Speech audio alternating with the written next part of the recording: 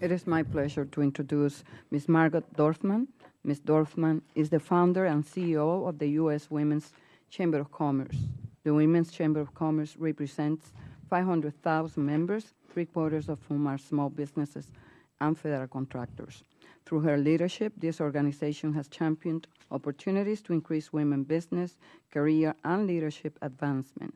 Additionally, Ms. Dorfman has an extensive background in business, including over 10 years in executive positions with General Mills and other Fortune 500 firms. Welcome, Ms. Dorfman. Thank you. Chairman Graves. Chairman Graves, Ranking Member Velasquez, and members of the House Small Business Committee, I am here today on behalf of the U.S. Women's Chamber of Commerce and our 500,000 members, three-quarters of whom are American business owners and federal contractors. The U.S. Women's Chamber of Commerce strongly opposes H.R. 1812, the Small Business Growth Act, and other similar legislation. H.R. 1812 arbitrarily and unscientifically abandons the well-established small business size standards methodology, which is managed by the Small Business Administration, carving out a new contracting set-aside program for firms that are not small. The SBA already has tools to assist small business growth.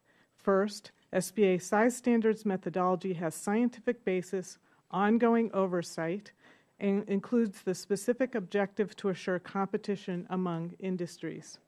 The methodology employed by the SBA to provide small business size standards is scientifically sound, well documented, and includes a mandate to foster competition. Through the size standards process, the SBA regularly examines the structural characteristics of industry as a way to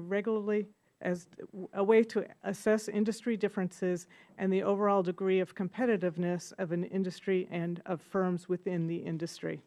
Industry structure is examined by analyzing 5 primary factors: average firm size, degree of competition within an industry, startup costs and entry barriers, distribution of firms by size, and small business share in federal contracts. SBA also considers other secondary factors as they are relevant to the industries and the interest of small businesses, including technological change, competition among industries, industry growth trends, and impacts on SBA programs. At the core of the whole size standards philosophy and process is the intent of promoting industry competition, which is why the SBA includes industry competitive analysis through the measurement of concentration or market power to determine the extent to which a particular industry is dominated by a few large firms.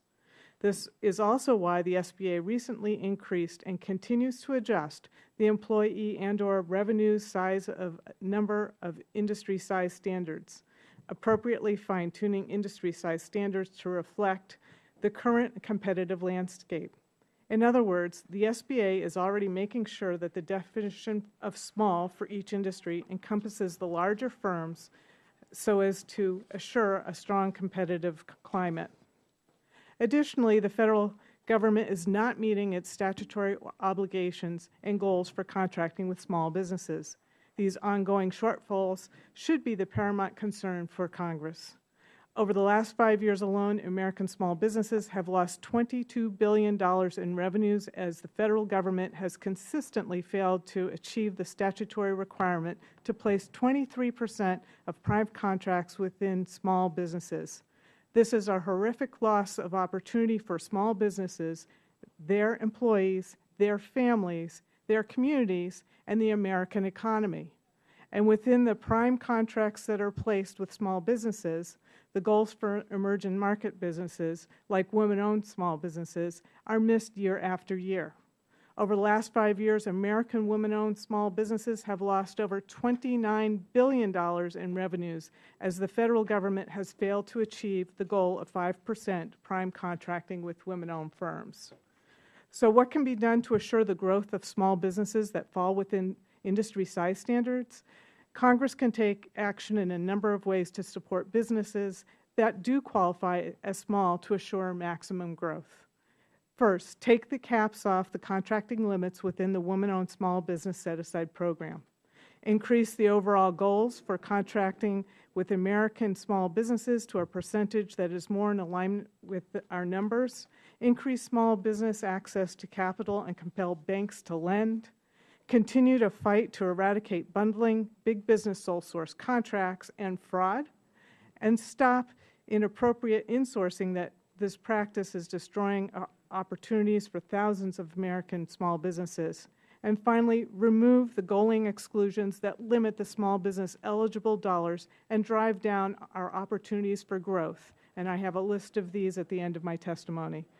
Thank you for the opportunity to share our views. We strongly encourage Congress not to step outside the well-established small business size standards. Instead, we ask you to focus on assuring that businesses that are small secure access to larger contracts so that we might continue to grow and prosper and drive economic growth for the American economy. Thank you.